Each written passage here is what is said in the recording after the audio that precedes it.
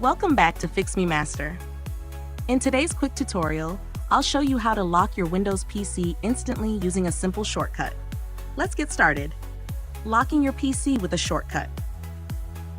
If you ever need to step away from your computer and want to secure it quickly, just press Windows L on your keyboard.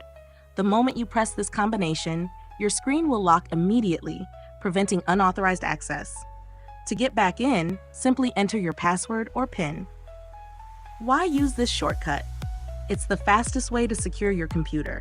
No need to manually open the Start menu or use Ctrl-Alt-Del, perfect for workplaces, public spaces, or when you just need a quick break.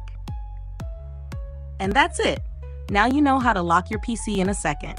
If this was helpful, drop a like, subscribe, and stay tuned for more tech tips. See you in the next one.